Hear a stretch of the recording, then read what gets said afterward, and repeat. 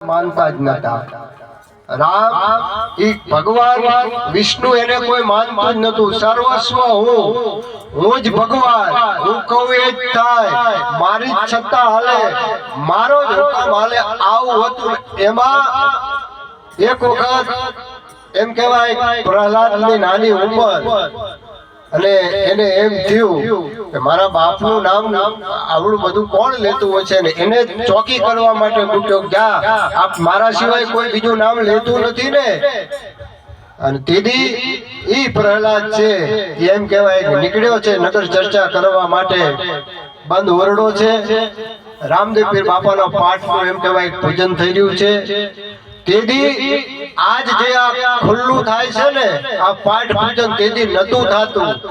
આજ થાય, આજ થાવું પડે ખુલ્લું, તેથી નતું થાતું. કારણ કે હિરણ્યકશ્યપના રાજમાં એવી એની સત્તા હતી કે મારા સિવાય કોઈ ભગવાનનું નામ લેવું ન પડે. ને કદાચ ભૂલથી જો કોક લેતું હોય ને તો એની એમ કહેવાય છેદ કરવામાં આવતો, અને એમાં બીકનું માર્યું કોઈ લેતું નતું. કદાચ જે કઈ ભાવિક ભક્તો હોય, જેને શ્રદ્ધા હોય, એ બેસાના માના બેઠા બેઠા કોઈને ખબર ના પડે એમ રામદેવ પીરની જ્યોત પ્રગટાવતા હોય, અને એ રીતે બેહીને 5 પછી માણસ શાંતિથી એ બાપાના ભજન કરતા હોય. અને એમાં એક બારીમાંથી પ્રકાશ આવ્યો, જોયું અને ખખડાયું પ્રહલાદે અને ખોલ્યું તો થર થર થર ધ્રુજવા માંડ્યા. કારણ કે જેના બાપનો હુકમ હાલતો હતો, એનો દીકરો હતો. કે તું શું કરો છો? કે અમે પાઠ પૂજા કરીએ છીએ. કે પાઠ પૂજા એટલે શું? કે ભગવાનનું નામ લઈએ છીએ. કે ભગવાનનું આ પાઠ છે એ શિવ શક્તિનો પાઠ છે. એમાં મહાપુરુષો તો એમ કહેતા હોય કે આપણા શરીરમાં જે છે એ જ આ પાઠ છે, આપણા શરીરમાં જે કાંઈ છે એનો જ આ પાઠ છે. હવ મહાપુરુષો પોતાની બુદ્ધિ પ્રમાણે વ્યાખ્યા કરતા હોય છે, પણ મૂળ આપણા ધર્મ ને નિજાર ધર્મની આ વાત છે. નિજ ધર્મ, પોતાનો ધર્મ, ધર્મ રક્ષતી રક્ષતી ધર્મ, ધર્મનું રક્ષણ કરશો તો ધર્મ આપણું રક્ષણ કરશે. અને કીધું તું તમને ખબર નથી, નામ લેતા હતા કે તમે નામ લ્યો છો, મારા બાપનું તો લેતા નથી. કે તારા બાપનું તો અમે બીકના માર્યા લેતા નથી, અમે ડરના માર્યા લેતા નથી. તારા બાપ ઉપર કોક બાપ છે, તારા બાપ ઉપર કોક બીજો બાપ છે. કે કોણ છે એવો? એની સાબિતી કે છે કે સાબિતી તો કે અમે પાઠનું પૂજન કર્યું છે. આ રામદેવ પીર એમ કહેવાય છે શિવ શક્તિના એ પાઠનું જ્યોત પ્રગટ કરી છે. અને અમને અમારા એ ઈષ્ટ ઉપર, અમને અમારા ભગવાન ઉપર ભરોસો છે. પણ એ વખતે સરિયાબાઈ પ્રજાપતિની કુંભારની એ બાઈ, અને એને આ ભક્તિ એમ કહેવાય પાઠ પૂજાની કરતા હતા.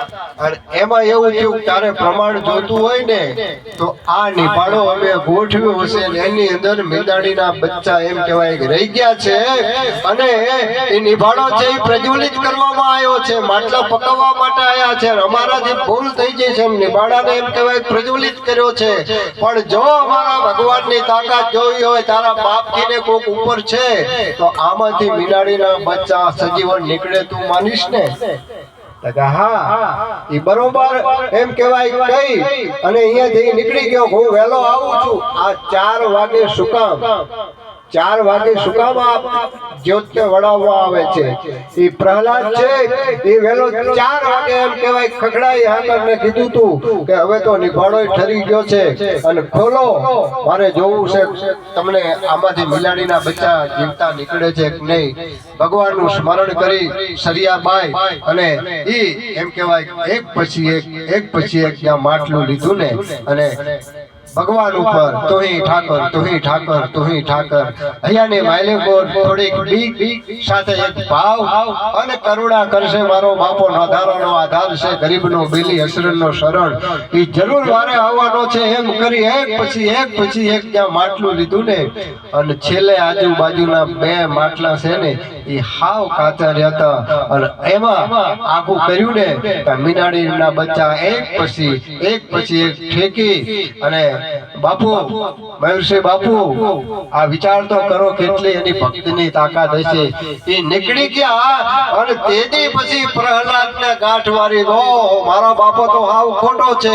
અને એને પછી એમ કહેવાય ભક્તિ કરવા માંડીને અને આ હિરણ્યકશ્યપને ખબર પડી કે ભલા માણા મેં તો તને રક્ષા કરવા મોકલ્યો તો તું બાપનું નામ ભૂલીને બીજું લેશે. બાપુજી તમારા કરતા બીજો બાપ છે જલમાં થલમાં ઘર જોગણમાં ભાઈ સંકટ ભાજણ રામ ભજો ઈ રામ તુહી રામ તુહી રામ તુહી રામ. જ્યારે પ્રહલાદને ભક્તિ સ્ત્રીયાબાઈ હાલી અને લાગી ગઈ અને એને એમ થયું પોતાના બાપને એમ થયું કે આ જો આવી ભક્તિ કરવા માંડશે તો મારું કોઈ મહત્વ ન રહે, મને કોઈ માનશે નહીં.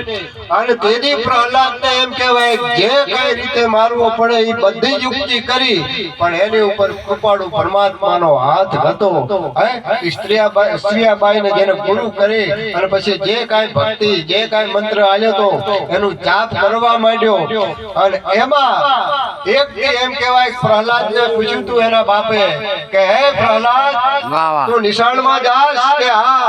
તો તને આપણા દેશના ઋષિ શું ભણાવે છે? આપણી એક ઋષિ પરંપરા હતી અને તેથી એ પ્રહલાદ પાઠ બોલ્યો તો શું કેવો?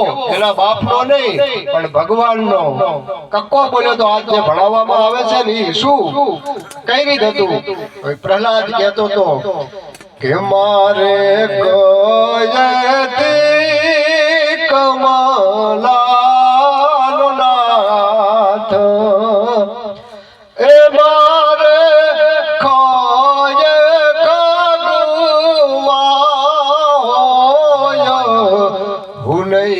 બજો વૈકુંઠનાથ વિના અને મારે ગયતી શ્રી એ ગોવિંદ એ મેં તો ઘને રે જાણો રે ઘન શ્યામ હું નહીં